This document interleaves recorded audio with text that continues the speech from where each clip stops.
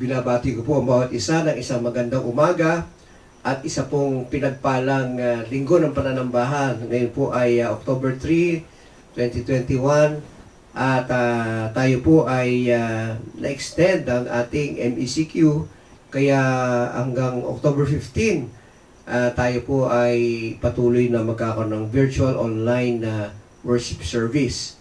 Kaya ngayon po ay October na.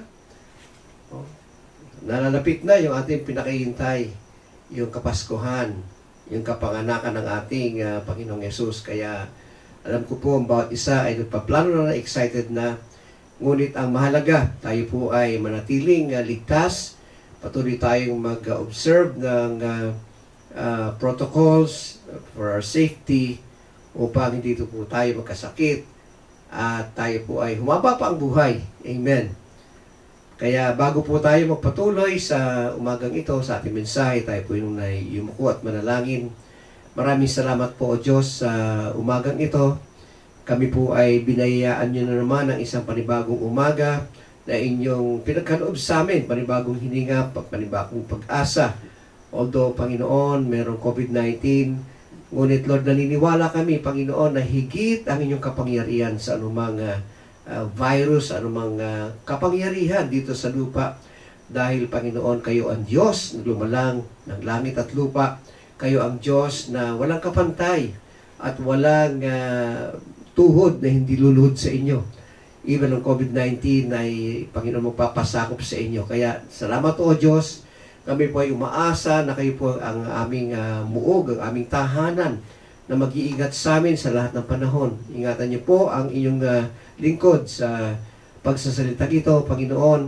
O God, magkaroon ng kapangyarihan, Panginoon, let there be power in your word so that, Lord, magkaroon ng pagbabago sa bawat isang makakapakinig, magkakaroon po, Panginoon, ng kapangyarihan, ang pamumuhay sa pamamagitan po ng pagsunod sa iyong salita. Kaya salamat, O Lord, let your wisdom flow upon this message this morning so that your word will be uplifted and the Lord, your name will be glorified in this message. Thank you, Father. Thank you, Holy Spirit, for the wisdom and the guidance in this message. Thank you, Father. In Jesus' name we pray. Amen. Praise God. So, ang ating pong topic ay hindi po popular. Dahil ito po ay patungkol sa kamatayan or death. Marami pong tao na binabaliwala ang kamatayan, of course, ano? Ngunit ang kamatayan po ay hindi natin maiwasan. Darating at darating ito sa ating buhay. Ano, kaya ang title po natin ay Fear God, Not Death. Ang ating pong teksto ay matatagpuan sa Luke chapter 12, verse 4 to 5. I say to you, my friends, do not be afraid of those who kill the body, and after that have no more that they can do. But I will warn you whom to fear. Fear the one who after he has killed has authority to cast into hell. Yes, I tell you, fear him. Sa mundong ito, ang pinakakinakatakutan tao ay kamatayan.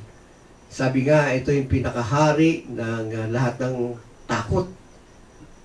Ang kamatayan, ano? Dahil ito po ay nais nating humaba pa ang ating buhay at tumagal pa tayo at ma-enjoy natin ang buhay, no? Yung tinatawag na fullness of life. Ngunit marami pong natatakot sa ating panahon dahil po ayaw nating ma-infect nung COVID-19 virus na maaring maging source ng kamatayan. Ngunit ayon po sa ating binasa, wag daw tayong matakot sa gumagawa ng kamatayan o sa kamatayan mismo, no? Dahil doon tayo matakot sa ating Diyos na gumagawa at may hawak ng buhay. Siya yung hinahayaan ang kamatayan at hindi lamang kayang patayin ang buhay, kundi kaya niyang magbulid ng kaluluwa sa impyerno. Siya lang po makakagawa nun. Ano man ang maging sanhi ng kamatayan, ito man ay gawa ng tao o gawa ng sakit at karamdaman, gawa ng aksidente o dilubyo, ito'y pinapahintulutan ng Panginoon. ayon sa kanyang layunin sa mundong ito. Sabi nga po ni Job, ang Diyos ang nagbibigay, ang Diyos din rin bumabawi ng buhay. Purihin ng Panginoon. Yun po ang sabi niya. Kaya lahat po ng tao ay mapupunta sa kamatayan. May kanya-kanya nga lamang pong panahon, takdang panahon, at ito'y hindi natin matatakasan. Ngunit ang mas mahalaga po sa ating pag-uusapan ay hindi yung kamatayan, kundi yung buhay pagkatapos ng kamatayan. Yun po ang pinakamahalaga dahil ito po ay eternity. Ang ating buhay dito ay sandali lamang at pagkatapos ng kamatayan, yun po ang pinakamahalaga sa atin. Marami pong nag-iisip ng kamatayan at lagi pong pinapalagay, karamihan po ng mga tao pinapalagay na sila ay pupunta sa langit pagkatapos ng kamatayan.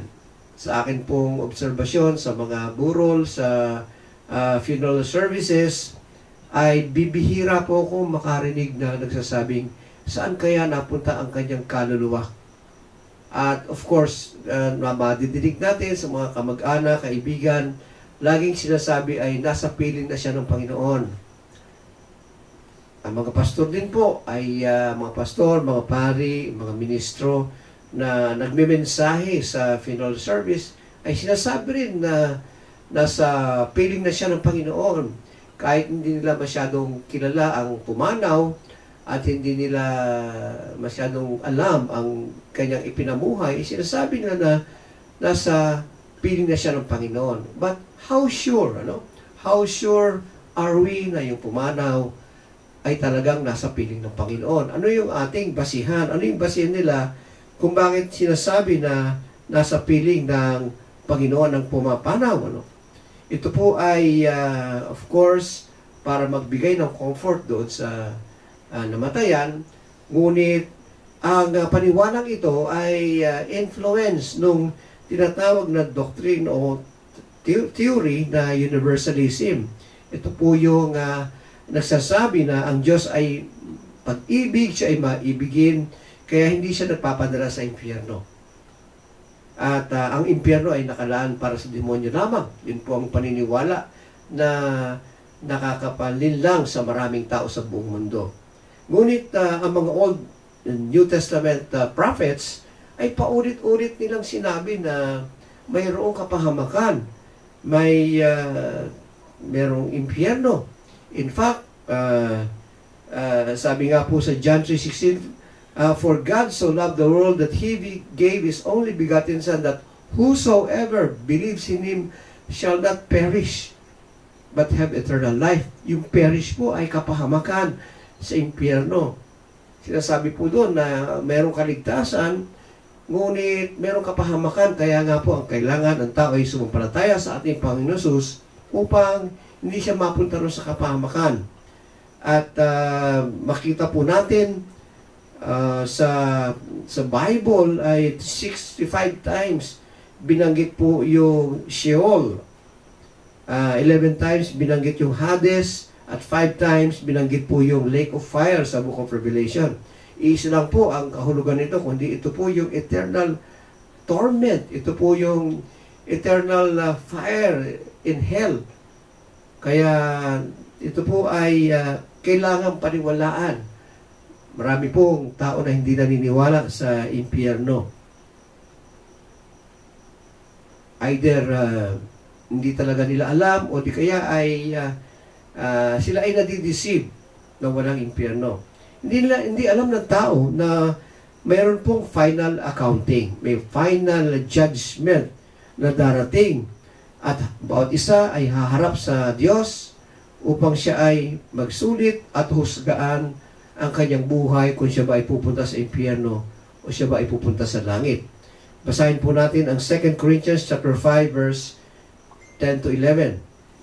For we must all appear before the judgment seat of Christ, that each one may receive the things done in the body, according to what he has done, whether good or bad. Knowing therefore the terror of the Lord, we persuade men, but we are well known to God, and also trust are well known in your consciences. Ang sabi po ni Paul, dito ay hinihimok niya ang mga tao upang malaman na may kapahamakan at upang malaman yung terror o puot ng Diyos. Napupuot ang Diyos doon sa mga nagre-reject sa Kanya, kaya sila ay ibinubulid sa impyerno. Ngunit, ang mabuting balita, sinabi ni Paul na maliligtas yung mga kilala ng Diyos. Lahat po tayo, lahat ng tao ay kilala ng Diyos. Ngunit, ang ibig pong sabihin ng kilala, dito po naka-highlight ay well known to God. Ang ibig po sabihin nito ay kilalang kilala ng Panginoon dahil meron silang personal relationship sa ating Diyos, sa ating Panginoong Yesus. Kaya nga po sila ay kilala. Meron po silang intimate personal relationship sa ating Panginoong Yesus. Dahil po may personal relationship, ang ibig sabihin po sila po ay nakikipagniig sa ating Panginoon at sila po ay sumusunod sa kanyang kalooban, sa kanyang salita.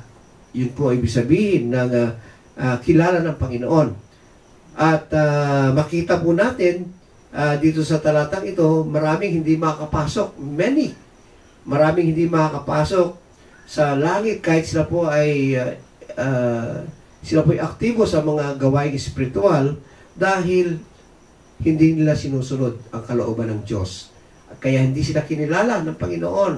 Sabi ng Panginoon, I never knew you. Basahin po natin sa Matthew 7:21-23.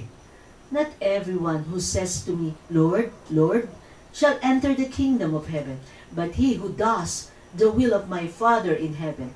Many will say to me in that day, Lord, Lord, have we not prophesied in your name, cast out demons in your name, and done many wonders in your name? And then I will declare to them, I never knew you. Depart from me, you who practice lawlessness. So therefore, ano kaya ang magiging lifestyle ng taong hindi naniniwala sa impyerno at wala silang takot sa Diyos? Of course, sila po ay magpapakasasa, mamumuhay sa sanlibutan, at sila po ay magiging makasarili, hindi mag-iingat sa kasalanan. Bakit pa makikipagbuno sa kasalanan? Wala namang pananagutan. At bakit sila magpapakahirap pa? Wala namang impyerno. Ang magiging katwiran na, enjoy now, let us eat and drink, for tomorrow we will die. Ganun po ang kaisipan ng marami. Nakakalungkot. Hindi nila binabaliwala nila yung eternity, yung eternal hell. Ang kanilang isipan ay kalayawan lamang dito sa lupa, at kapag namatay ay wala na. Hindi po ganun. Makita po natin. So ngayong umaga ay atin po pag-aaralan ng isang tao na mayaman. Nagpakasasa po siya sa kayamanan, sa kalayawan, at inisip niya na wala nang katapusan ng kanyang kayamanan at kalayawan. At hindi niya alam na may naghihintay sa kanyang kapahamakan. Ang istorya pong ito ay mababasa sa parable of the rich man and Lazarus, at matatagpuan po ito sa Luke 16 verse 19-31. Ngunit imbis na atin pong basahin ang mga talatang ito, ay panoorin po natin ang isang video na naglalarawan ng buong istorya ng parable na ito.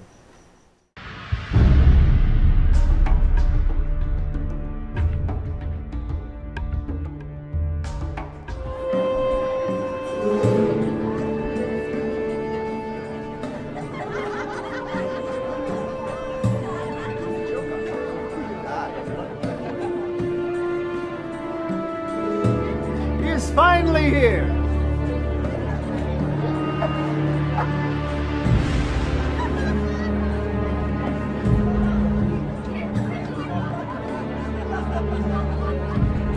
My favorite brother. What do you want from me now?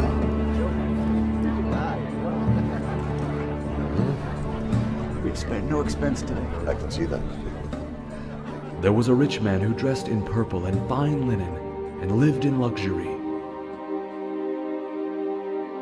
At his gate was laid a beggar named Lazarus, covered with sores, and longing to eat what fell from the rich man's table.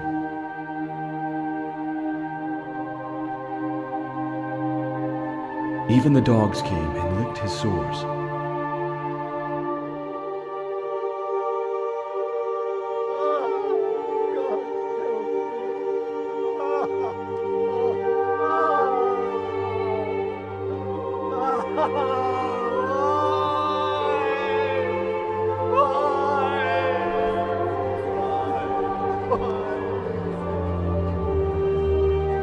And the time was fulfilled for both men to die and pass from this life to the next.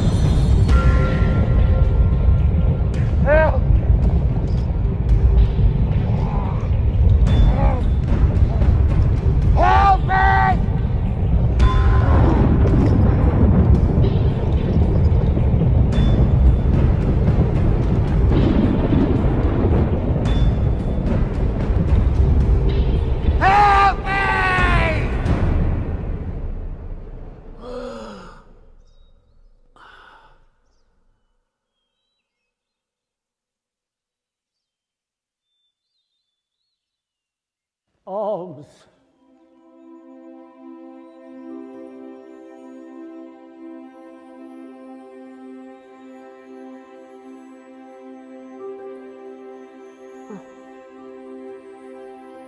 Welcome. Father Abraham? Yes. Yes, I am Abraham. Welcome to paradise. Paradise? Yes, Lazarus. Paradise!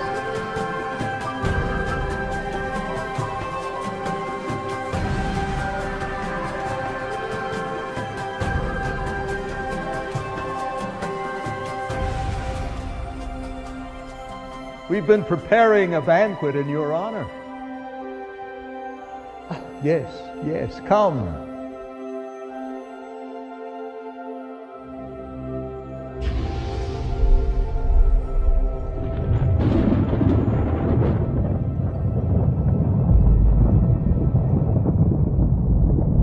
Father Abraham! Father Abraham! Have mercy on me!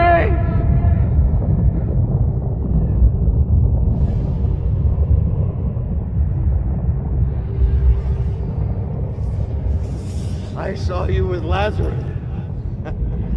Send him to me, that he might dip the point of his finger in the water and touch my tongue. I'm in agony from these flames!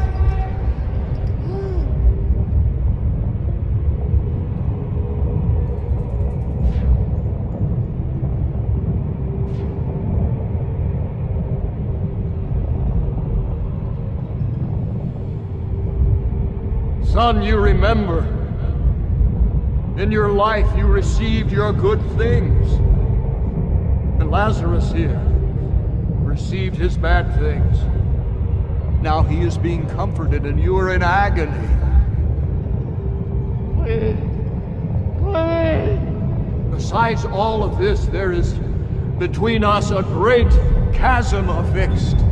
If someone wishes to come from here to you, they cannot, and no one can cross from you to us. Father Abraham, there is one thing I ask of you. Let Lazarus go to my father's house, for I have 5 brothers. Let him tell them, warn them, so that they too do not come to this place of torment! They have Moses. They have the prophets. Let your brothers hear them. No. No. But if someone from the dead comes to them, they will repent. No, if they will not listen to Moses and the prophets, neither will they be persuaded though one rises from the dead. No. Please. No. Please. No.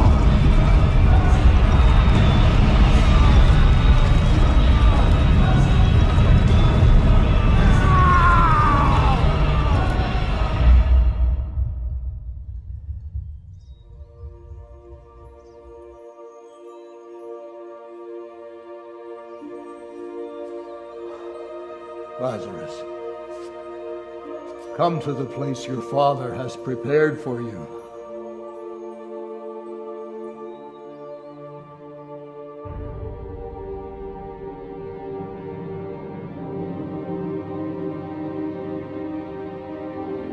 We can divide his estate now. We'll all be rich. That is what he would have wanted. Where do you think he is now? He was rich in this life. I'm sure he'll be rich in the next.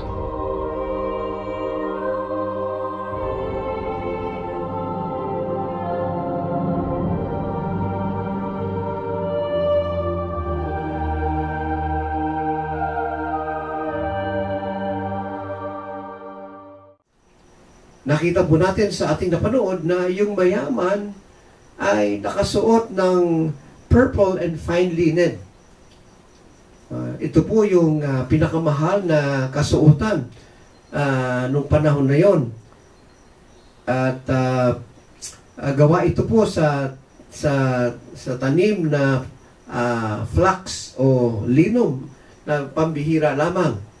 Ang nakakapagsuot nito ay mga hari, prinsipe, at mga mayayaman tao lamang, may mga katungkulan ng mga panahon na yon. Ang normal na damit ay galing sa balat ng tupa, sa balahibo ng tupa. Ngunit special ang kanyang damit, ito'y araw-araw. Grabe po ang kanyang kalayawan. At sinabi po sa ating binasa, na siya po ay namumuhay in splendor, luxury, parang isang hari. Siya po ay ginagalang ng lipunan, maaring mataas ang kanyang katungkulan, kaya siya ay laging piyesta sa kanilang tahanan, maraming bisita, marami siguro silang katulong, malaki ang mansion dahil sinabi po sa ating binasa na merong gate. Nung araw po, ang mga mansion lamang po ang may gate doon sa Israel.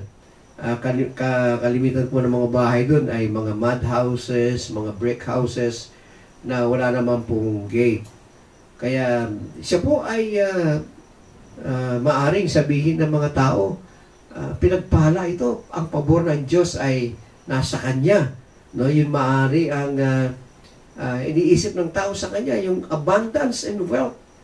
Ito po yung misconception ng kahit sa ating panahon na kapag siya ay maraming material blessing, maraming favor, iniisip ng tao, ay pinagpala ng Diyos to. Ngunit makita po natin na hindi po yun ang sukatan ng Panginoon ng isang pinagpalang buhay. Marami siyang kaibigan, kaya ang maaring ang tingin sa kanyang ng mga tao ay siya po ay pinagpala, may favor ng Panginoon ay siya ay pupunta sa langit. Sa kabilang dako, kung titingnan po ng tao si Lazaro, isang pulubi, ay maaring sabihin nila na sinumpa ang buhay nito, pinarusahan siya, siya po ay ginawang pulubi, tinadtad ng sugat ang kanyang katawan, kaya nga po dinidilaan ng mga aso yung kanyang mga sugat, at siya po ay natotorment doon. Kung titingnan siya ay maaring nakakasuka ang itsura ng tao ito, ng pulubing ito, si Lazaro. Sabi po sa verse 20, he was laid at the gate. Ang ibig po sabihin ng laid ay sa Greek ay to be thrown or let go without caring when it falls. Para pong tinapon lang siya doon. Parang isang hindi ko masabi kung isang aso o basta tinapon po siya doon, pinandidirian, nilalangaw at hinihintay na lamang po siyang mamatay. Pinandidirian po siya ng mga tao. Wala siyang kamag-anak na mag-aalaga sa kanya. Maring isipin ng tao na siya po ay makasalanan. Siya po ay, kaya nagkaganon, siya ay makasalanan, ay siya ay pupunta sa impyerno. Ngunit, nalaman natin sa parable na ito nung sila ay namatay. Nabaliktad yung kanilang sitwasyon. Basahin po natin sa Luke chapter 16, verse 25. But Abraham said, Son, remember that in your lifetime you receive your good things, and likewise Lazarus evil things. But now he is comforted, and you are tormented. Nakita natin na si Lazaro na nakahandusay lamang sa doon sa gate ng mayaman ay sinundo. Nung namatay siya ay sinundo ng anghel yung kanyang kaluluwa, maaaring yung kanyang katawan ay tinapon doon sa Gehenna. Yun yung basurahan sa mga patay doon sa Israel nung araw. Ngunit ang kanyang kaluluwa ay sinundo ng mga anghel at dinala siya sa paraiso upang bigyan siya ng kapahingahan doon sa bosom of Abraham o sinapupunan ni Abraham. Samantala, yung mayaman na nasa mansyon nakatira, siya ay sinundo ng mga anghel hindi upang dalhin sa paraiso, kundi siya ay itapon sa impyerno upang magdusa ng walang pahinga, walang hanggang pagdurusa. Contrast po, si Lazaro na dating puro nagsugat, hindi naliligo, mabaho, ngayon ay nandoon siya sa paraiso. At makinis na makinis ang kanyang kutis, na wala na yung kanyang mga sugat. Siya po ay malinis na doon po sa paraiso. Samantala, yung mayaman na namatay at napunta sa impyerno, hindi lamang siya puro sugat, kung hindi katawan niya ay natutusta sa init. Baliktad na siya na ngayon na yung natotorment dahil sa init ng impyerno. Nabaliktad na po ang kanilang sitwasyon. Si Lazaro ngayon ay siya ngayon yung hindi dinidescribe doon kung ano ang kanyang suot, pero siya ngayon yung may maganda kasuotan sa paraiso. Samantalang yung mayaman ay wala na yung kanyang magandang damit, yung kanyang mamahaling damit. At si Lazaro ay sinalubong ng ingranding handaan o piging sa paraiso. Samantala, yung mayaman ay kahit na dampi ng tubig, ay pinagkaitan siya, hindi binigay yung kanyang request. Wala siyang makain, gutom siya, pati yung dampi ng tubig ay hindi pa siya pinagbigyan. ang kanyang kahilingan. No, si Lazaro noon ay basta lamang tinapon sa tabi ng pintuan ng mayaman, ngayon ay nandun siya sa paraiso. Samantala, yung mayaman ay itinapon na lang sa impyerno upang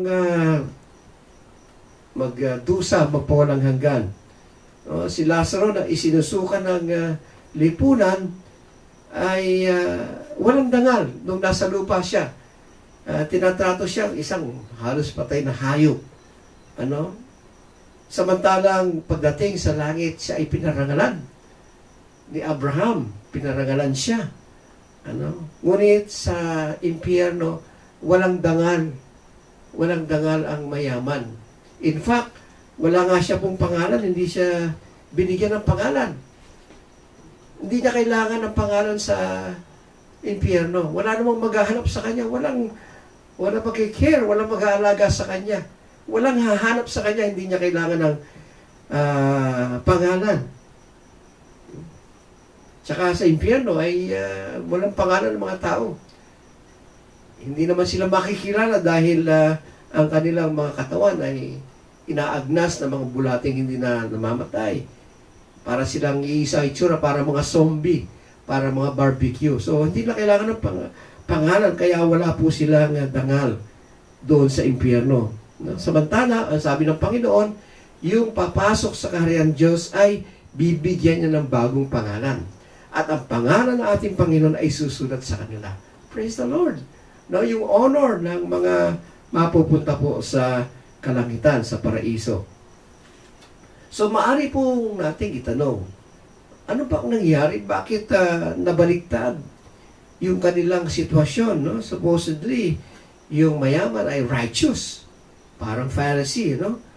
Pero siya po ay napunta sa impyerno. Bakit sa impyerno napunta yung mayaman? Samantalang si Lazaro napulubay sa paraiso. Wala pong detalya na binigay sa buhay ni Lazaro. Wala pong sinabi na kung siya ba ay mananampalataya na tumanggap sa Panginoong Yesus o siya ay sumasamba. Wala po, silent. Pero meron pong isang clue na makikita tayo dito. No? Ang pangalan po ng ibig sabihin po ng Lazaro o Lazarus ay helped by God. Yun po ang ibig sabihin nun. At siya po ay binigyan ng pangalan kaysa doon sa mayaman.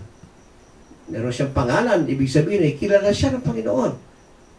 Meron siyang relasyon sa ating Panginoon. At of course, sa kanyang kalagayan, ano ang ina-expect natin? Siya po hihingi ng tulong. Siya po ay tatawag sa ating Diyos araw-araw upang siya ay tulungan. At siya nga po ay tinulungan ng ating Diyos. Nakita po natin sa ating pinanood yung mayaman ay humihingi ng tulong. Masama pero humihingi siya ng tulong kay Abraham. Ngunit hindi po siya tinulungan. Kahit siya po ay humihingi ng saklolo. Too late. Nagsisi siya ay tapos na. Dapat nung siya po ay nabubuhay, doon po siya nagsisi. Paano napunta sa, tanong po natin ay paano napunta sa impyerno yung mayaman? Wala naman pong sinabi na tinaboy niya si Lazaro o pinaghahampas o pinagmalupitan. Wala naman siyang ginawa. Yun nga po ang kanyang kasalanan. Yun nga po ang dahilan kung bakit po siya napunta sa impyerno. Wala siyang ginawa. Wala siyang tulong na ginawa upang si Lazaro ay mahango sa sakit at sa kahirapan. Alam niyo po, ang tawag ng Panginoon doon sa mga hindi tumutulong sa mahirap ay wicked. Basahin po natin ang Proverbs 29 verse 7. The godly care about the rights of the poor.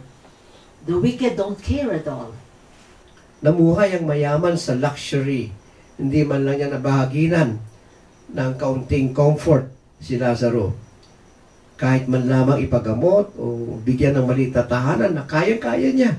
Kaya siya ay tinawag na wicked. Clearly, no, hindi po maka-Diyos ang kanyang pamumuhay dahil sinabi po sa ating binasa na ang maka-Diyos ay yung nagmamalasakit sa karapatan ng may hirap.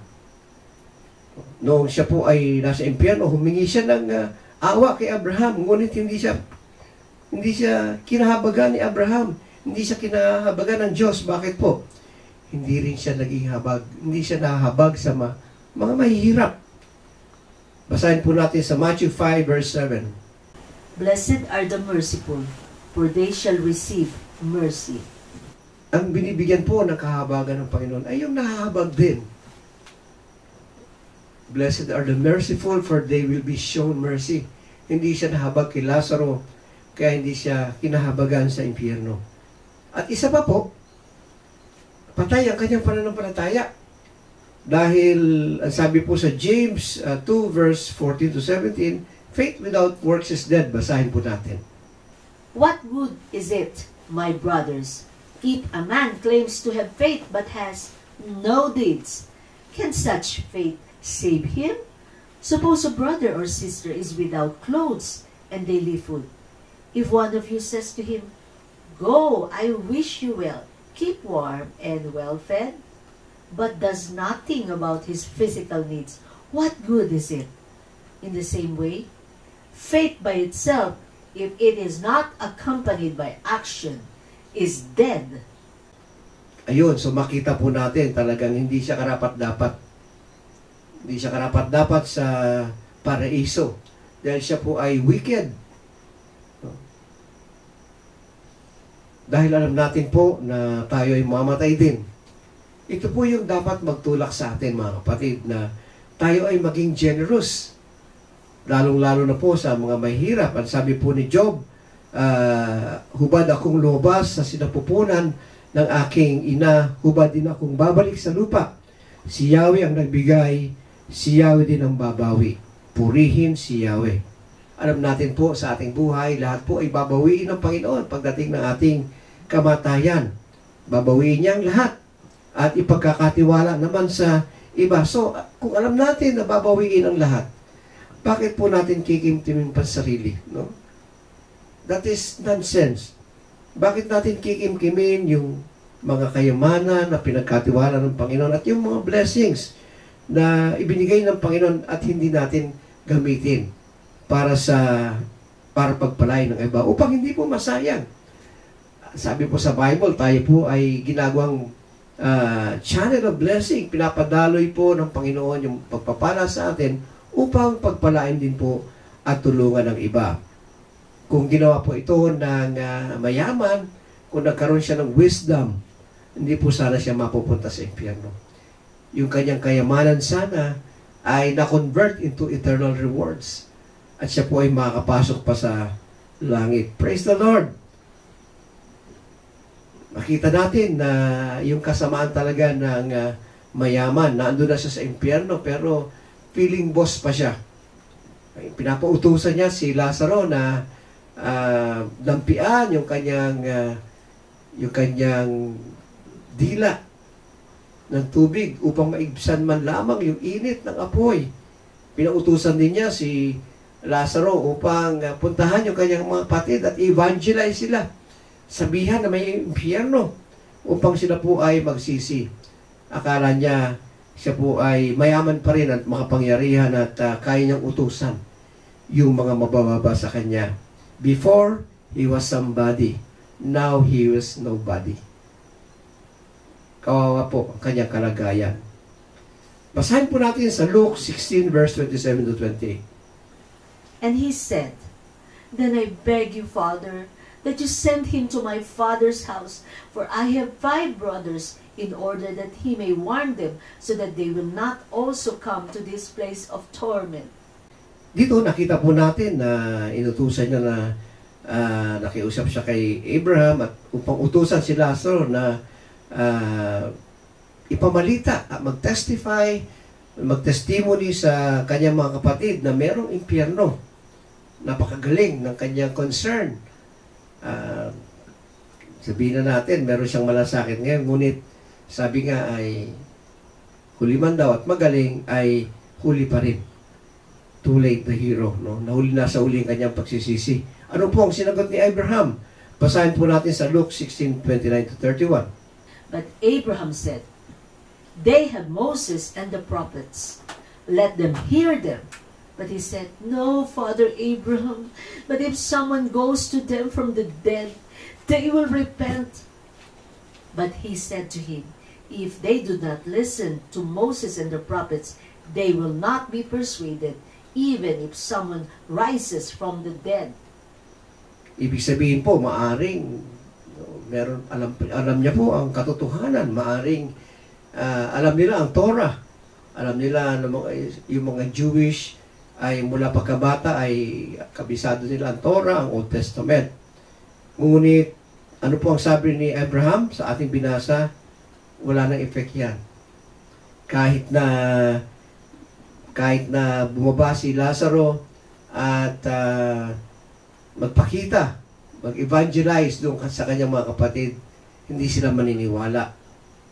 Sa aking palagay, baka matakot pa yung mga kapatid niya kapag nagpakita si Lazaro. At hindi talaga sila maniniwala. Hindi nga po sila naniwala sa banal na kasulatan na may impyerno. Hindi sila maniniwala sa isang Lazaro na dating pulubi o pulubi. Kaya especially, sila po ay mayaman na rin ngayon. Iniwan sa kanila yung kayamanan ng kanilang kapatid, ay maaring wala na silang panahon dyan. Katulad po ng nangyayari sa ating panahon, busy-busy ang maraming tao sa kayamanan, sa material things. Nakakalimutan nila ang Panginoon. Nakawala yung takot nila sa Diyos. Kaya nga po, kahindik-hindik ang naghihintay doon sa mga taong katulad ng mayaman at mga taong ngayon na worldly, nagliliwalay sa sanlibutan. Noong uso pa po ang film showing, maraming beses po tayo, ang church natin, nagpalabas ng mga pelikula patungkol sa hell. Andun po yung Hell is Real, Burning Hell, The Terrors of Hell. Marami pa po, no? Kaya marami pong pinalabas tayo, ngunit ang turnout, natakot lang ang tao, ngunit hindi pa rin sila naniwala. Hindi pa rin sila tumanggap sa ating Panginoon Jesus. Hindi ko malaman kung bakit. Kaya nga maaaring tama yung sinabi ni Abraham. Kahit na mag-testimony, bumalik yung patay, at sabihin may impyerno, hindi sila maniniwala. Dahil sila ay na-deceive ni Satan doon sa tinatawag nga na universalism. Hindi nagpapadala ang Panginoon, ang Diyos. Dahil siya maibigin, hindi siya nagpapadala ng mga tao sa impyerno. Sila po ay nadideceive. Ang ating pong topic ngayon ay binabaliwan ng maraming tao, lalo na ang impyerno. Kaya nga po hindi ito popular, no? Kailangan pong kailangan ng wisdom talaga upang ma-penetrate ang anointing, upang ma-penetrate ang isipan ng tao at maniwala na meron talagang kapahamakan sa impyerno. Ngunit, hindi man popular, kailangan ko pong ituro ito. Praise God. Dahil ayoko pong managot pagdating ng panahon. Ang sabi po sa Ezekiel ay kapag hindi natin sinabi dun sa nagkakasala, kanyang pagkakasala, no, hindi natin sinabi na may kapahamakan sa impyerno, mananagutan po natin ang kanilang dugo kapag sila ay namatay nang hindi natin sinasabi na mayroong kapahamakan. Basahin po natin sa Ezekiel chapter 3 verse 18 to 19. When I say to the wicked, "You will surely die," and you do not warn him or speak out to warn the wicked from his wicked way, that he may live, the wicked man shall die in his iniquity, but his blood I will require at your hand. Yet, if you have warned the wicked and he does not turn from his wickedness or from his wicked way, he shall die in his iniquity, but you have delivered yourself. Naangko po ang topic na ito sa ating panahon na ayon po sa datos ay halos 4.8 million na ang namamatay sa COVID-19 sa buong mundo. Siguro po magkakaroon tayo ng katanungan, saan kaya napunta yung kanilang kaluluwa? Saan po kaya napunta yung kaluluwa ng mga bilyon-bilyon tao na namatay hindi lamang po sa COVID-19 kundi sa iba't iba sa cancer, sa dilubyo, at sa marami pong sanhi ng kamatayan. Saan kaya napunta yung kanilang kaluluwa?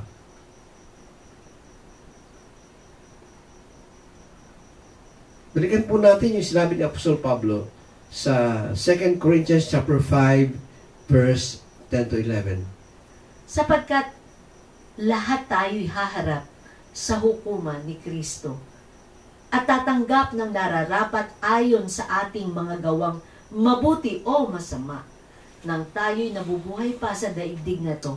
Kaya nga, dahil may takot kami sa Panginoon, sinisikap naming hikayati ng mga tao na manumbalik sa Kanya.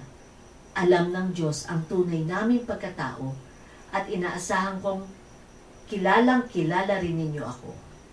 Tayo po hinihimok ni Apostol Pablo na hikayatin ang mga tao na kumilala sa Panginoon, na magsisi sa kanilang kasalanan, sumampalataya sa Panginoong Hesus upang sila ay maligtas. Ipahayag po natin na magkatakutan ang kamatayan, kundi katakutan ang ating Diyos nagbubulid sa impyerno, hindi lang sa kamatayan.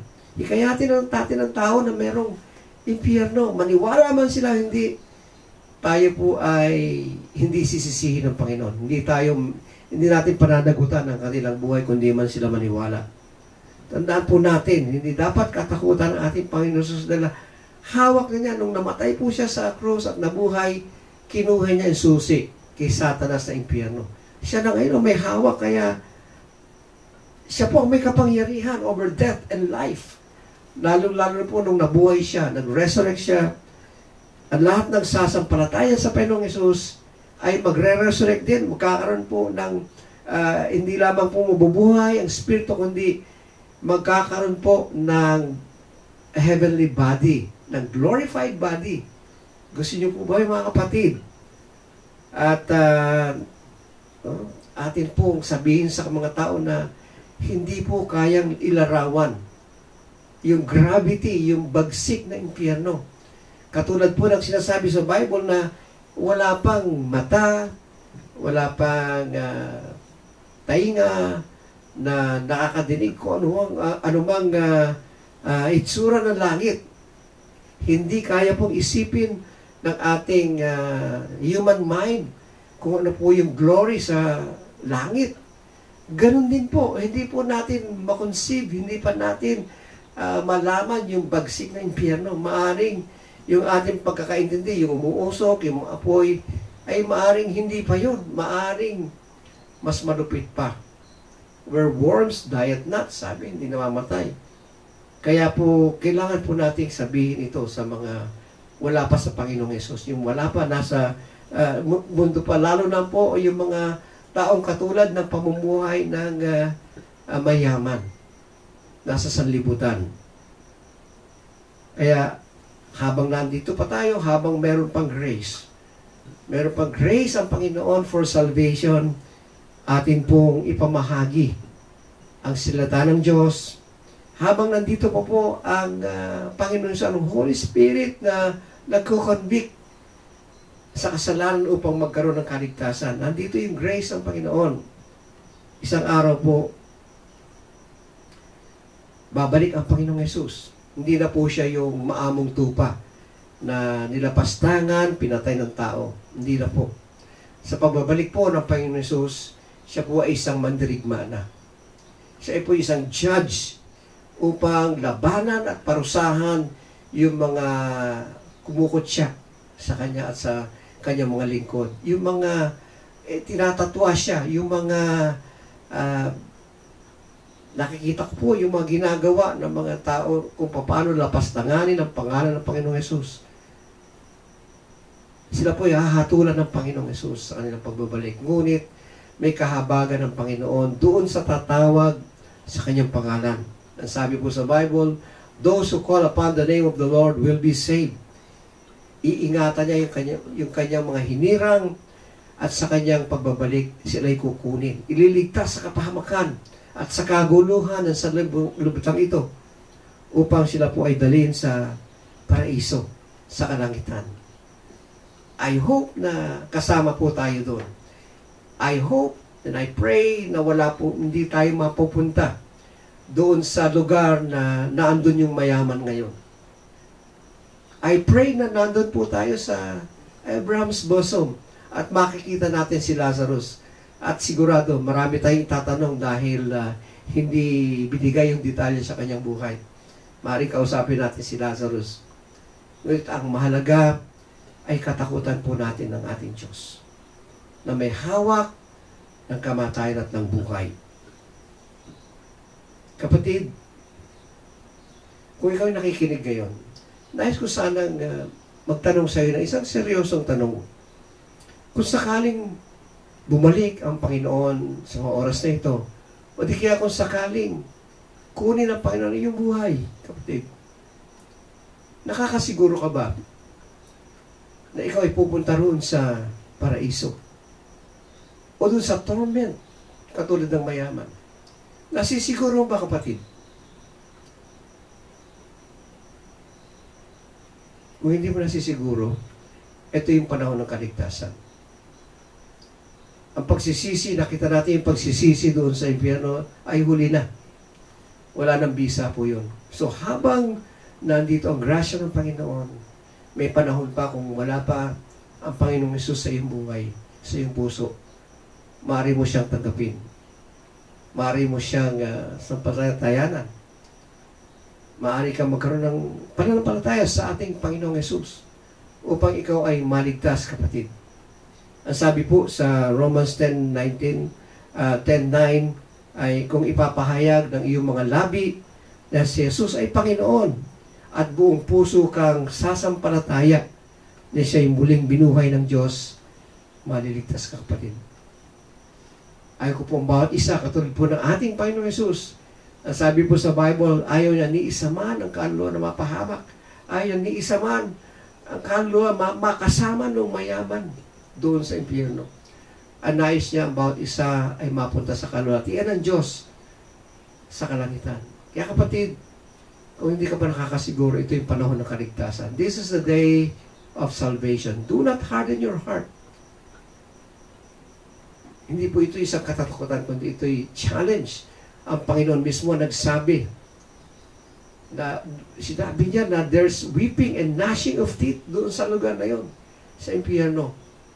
Kaya kung nais mo, kapatid, na magkaroon ng buhay na walang ganda, ng kaligtasan, maaari kang yumuko at manalangin at sunod sa panalangin aking bibigkasin. At kung ikaw ay sasampalataya sa ating Panginoong Hesus, ikaw ay maliligtas. Sumunod po tayo po itong nais ng inyong puso. Panginoong Hesus, lumalapit po ako sa inyo.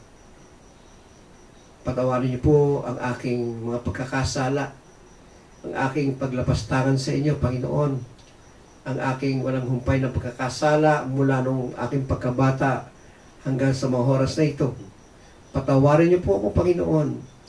May pangako kayo, O Diyos, na kung kami ay hihingi ng kapatawaran, kami po ay inyong patatawarin at lilimutin ang aming pagkakasala.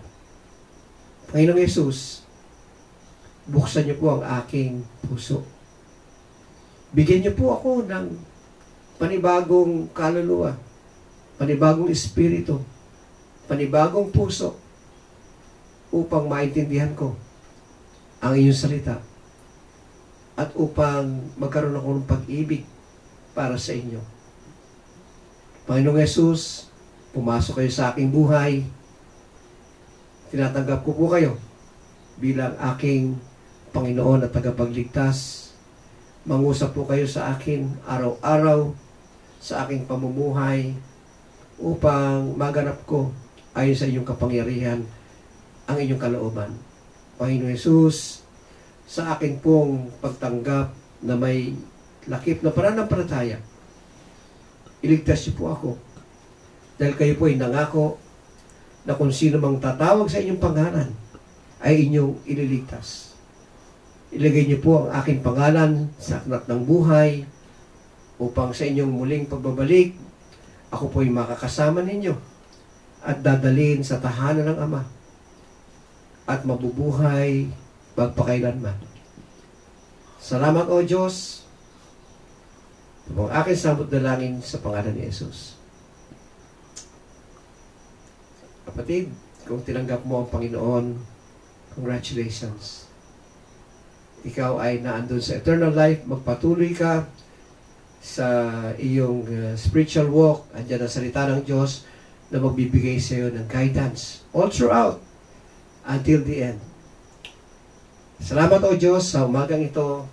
Nawa iyong mensahe magbigay ng encouragement, lalo na sa panahon ng pandemic na maraming nangangamba. Lord, love casts out fear. Dahil siya yung pag-ibig, Panginoon, hindi kami natatakot sa kamatayan. Dahil sa inyong pag-ibig, Panginoon, kami po'y hawak na inyong kamay. You said in your word, we are inscribed in the palm of your hand. Nakaukit po kami na mga mananampalataya. Mga sumampalataya sa inyo, nakaukit po kami sa inyong makapangyarihang palad. At walang makakaagaw po sa amin habang patuloy kaming sumusunod, Panginoon, sa inyong tinig at lumalakad ayon po sa inyong salita. Salamat o Diyos sa umagang ito. Nawa patuloy po kayo maghayag, lalo na po sa mga tumanggap sa inyo, at bigyan po sila ng buhay na walang hanggan at buhay na kasiya-siya. Ito ang aking samot dalangin sa pangalan ni Jesus. Amen. Tayo naman po ay magkakaroon ng communion. Ito po ay atin ginagawa, dinadaos every first Sunday of the month. Ang mga disciples noong pong first century, araw-araw po sila nagko-communion, yung breaking of the bread. Ngunit tayo po ay every month, every first week of the month, every first Sunday of the month. Ang purpose po ng ating pagdaraos ng communion ay bilang pag-aalala po ng kamatayan ng ating Panginoong Hesus. Tayo po ay minsan nakakalimot. Ang mahalaga po, lagi nating niugnay ang ating gawa sa salvation ng Panginoon. Dito po tayo nagkaroon ng kaligtasan sa kanyang pagkamatay. Kaya dapat po nating alalahanin palagi ang kanyang kamatayan. Ang sabi po sa 1 Corinthians chapter 11, verse 24 to 26, itong aking katawan ay hinahandog ko para sa inyo. Gawin ninyo ito bilang pag-aalala sa akin. Gayon din naman, matapos maghapunan ay hinawakan niya ang saro at sinabing, ang sarong ito ang bagong tipan na pinagtitibay ng aking dugo. Tuwing iinumin ninyo ito, gawin ninyo bilang pag-aalala sa akin, sapagkat tuwing kakain kayo ng tinapay na ito at iinom ng sarong ito, ay pinapahayag nyo ang kamatayan ng Panginoon hanggang sa muling pagparito niya. Matatapos po ang ating communion sa muling pagbabalik ng ating Panginoon Hesus. At doon po ay face-to-face communion na. Ang Lord mismo ang magsaserve sa atin sa piging doon po sa wedding banquet ng Panginoon. Kaya nga po sinabi ng Panginoon ay hindi na ako iinom ng alak na ito mula sa ubas hanggang sa araw na bagong alak ang iinumin kong kasalo kayo sa kaharian ng aking Ama. Praise God. Yun po ang inihintay natin. So meantime, nandito po tayo sa lupa. Atin po alalahanin ang kamatayan ng Panginoong Hesus sa pamamagitan ng communion na ito. Nasabi po ng Panginoon sa 1 Corinthians chapter 11 verse 27 to 30, ang sino mang kumakain ng tinapay at umiinom ng saro ng Panginoon na di nararapat ay nagkakasala sa katawan at dugo ng Panginoon. Kaya dapat sila sa atin, tao, ang kanyang sarili bago kumain ng tinapay at uminom ng saro, sapagkat ang sino mang kumakain at umiinom ng saro na hindi pinapahalaga ng katawan ng Panginoon ay kumakain at umiinom ng hatol sa kanyang sarili. Ito ang dahilan kung bakit may hina at masasakitin ang marami sa inyo at may ilang namatay na. So sa ating pag-take ng communion, ito po ay napakabanal. Binubuksan po natin ang ating puso, ang ating pagkatao bilang templo ng Banal na Espiritu. Kailangan po walang matagpuang kasalanan sa ating pong buhay. kapag nanahan po ang banal na Espiritu. So bago po tayo mag-take ng communion, tayo muna ay magpalinis sa ating Panginoon.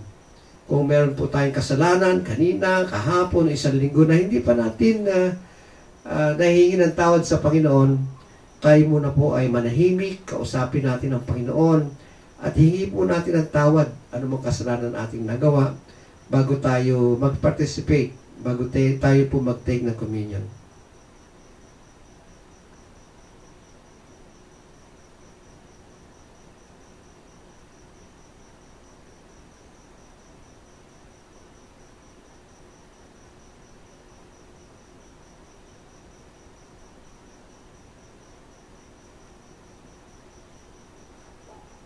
Salamat po, aming Ama. Alam ko po na bawat isa ay humingi ng kapatawaran sa kanilang mga kasalanan. Narinig niyo po ang aming mga tinig, ang aming pong silent request, ang aming pong silent confession. Hindi man kami nagsalita, Panginoon, alam niyo po ang nilalaman ng aming puso. Kaya, Panginoon, kung hindi pa kami karapat-dapat, patawarin niyo kami sa aming mga pagkakasala sa mga oras na ito, upang kami po ay maging karapat-dapat tumanggap ng saro at ng tinapay bilang pag-aalala sa inyong kamatayan. Lord, salamat po, Panginoon.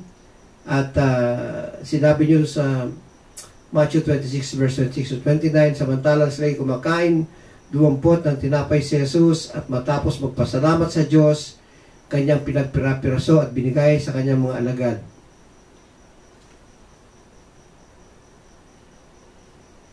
Sabi niya, kunin niyo ito at kainin. Ito ang aking katawan, wika niya.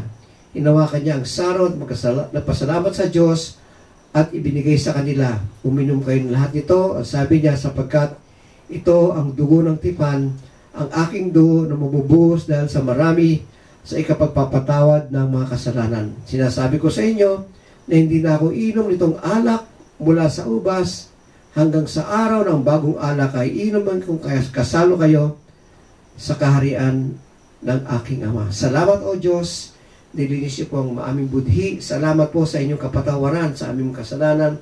Salamat po na nanahan sa amin ang inyong banal na Espiritu. We are the temple of your Holy Spirit, Panginoon. Salamat o God na ginawa ko niyo kami karapat-dapat na mag-isang vessel of honor na nilinis niyo ang aming kasalanan at ginawa niyo kaming karapat-dapat na makipagniig sa inyo, makipag-fellowship sa inyo. Dahil kami na po ay yung nilinis, hindi na nakikita ng Ama ang aming mga karumihan. Dahil tinabunan niyo na po, Panginoon, tinakpan niyo po ito ng banal na dugo, ng inyong banal na dugo, para po kami maging malinis at maging karapat-dapat. Salamat o Diyos, at amin pong pinasasalamatan ang dalawang elemento ito. Pinasasalamatan namin kayo, nagkakalob sa amin ng buhay at buhay na walang hanggan. Tinatanggap po namin ito na may malinis na budhi at malinis na pag-iisip, Panginoon. At kami po ay nagpapasalamat. To you be the glory and honor for this communion. May you be praised in this endeavor, in this holy endeavor. Salamat o Diyos, tinatanggap po namin ito na may pagpapasalamat, pagpupuri sa pangalan ni Jesus. Amen. Atin pong kainin ang tinapay at inumin ang saro na inyo pong inihanda sa inyong mga lugar.